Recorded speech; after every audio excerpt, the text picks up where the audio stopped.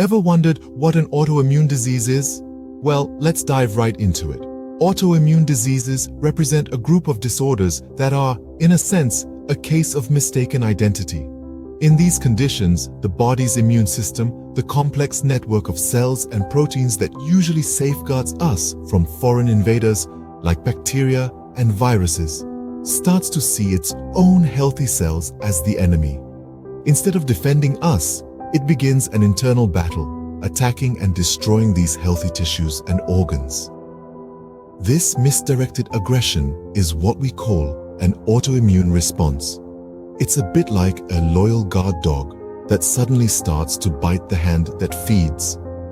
From systemic conditions like rheumatoid arthritis to organ-specific ones like type 1 diabetes, autoimmune diseases can affect various parts of our body. So, why does the immune system, which is supposed to protect us, turn against us?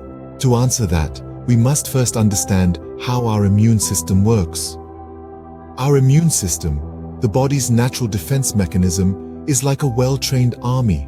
It has an array of soldiers, including immune cells like lymphocytes and antibodies, all ready to protect us from foreign invaders like viruses, bacteria, and toxins. These soldiers are trained to distinguish between self and non-self. Self refers to our own healthy cells and tissues, while non-self signifies foreign entities that pose a threat to our body. In a perfectly functioning immune system, this differentiation is clear. The immune system tolerates the self while it combats the non-self. But imagine what would happen if the soldiers start seeing their comrades as enemies. That's where autoimmune diseases come into play. In autoimmune diseases, the immune system's self-tolerance breaks down. It mistakenly identifies healthy cells and tissues as foreign or harmful. This error results in an immune response against the body's own cells, tissues, and organs. It's like a civil war breaking out within the body. This can be compared to a security system that's supposed to protect a building. However, due to a malfunction, it starts identifying the building's occupants as intruders and sets off alarms every time they move. Not only does this cause unnecessary panic, but it also distracts from the real threats that might be lurking outside. In the same way, when the immune system wages a war against its own cells, it can lead to inflammation, tissue damage, and potentially serious health complications. It's a case of friendly fire that can affect different parts of the body, from the skin to the nerves, and even vital organs like the heart and kidneys. Autoimmune diseases are like puzzles. Each one is unique and complex. They can affect different organs and systems in the body and present a variety of symptoms, making them difficult to diagnose and treat. But understanding the underlying mechanism gives us a starting point to piece together these puzzles and find effective solutions. In essence, an autoimmune disease is a case of mistaken identity where the immune system can't distinguish between friend and foe. But what causes this confusion in the immune system? The precise causes of autoimmune diseases remain somewhat of a mystery. However, it's widely accepted that a combination of genetic predisposition and environmental factors come into play. Let's start with genetic factors. Certain gene variants, for instance those in the HLA gene family, can increase susceptibility to autoimmune diseases. These genes essentially provide the blueprint for proteins that help the immune system differentiate self from non-self. When these genes are altered, the immune system might get confused and start attacking the body's own cells. Next, we have environmental triggers. These can include everything from bacterial and viral infections to exposure to certain chemicals or drugs. For instance, an infection could alter the structure of a body's proteins, making them look foreign to the immune system. Hormonal changes, too, can potentially initiate or exacerbate autoimmune responses. Speaking of hormones, it's noteworthy that autoimmune diseases are more prevalent in women. This suggests a potential role for hormones such as estrogen in the development of these conditions, although the exact mechanisms are still under investigation. Now, let's switch gears and talk about the types of autoimmune diseases. These can be grouped into systemic organ-specific skin and blood disorders. Systemic autoimmune diseases like systemic lupus, erythematosus, and rheumatoid arthritis affect the body as a whole. Organ-specific diseases, on the other hand, target specific parts of the body. Examples include type 1 diabetes, which affects the pancreas, and multiple sclerosis, which targets the nervous system. Then we have autoimmune skin disorders such as psoriasis and vitiligo, which manifest in skin inflammation and pigment loss, respectively. Lastly, autoimmune blood disorders like autoimmune hemolytic anemia and idiopathic thrombocytopenic purpura affect elements in the blood, leading to conditions such as anemia and low platelet count. So, autoimmune diseases can affect any part of the body and manifest in diverse ways.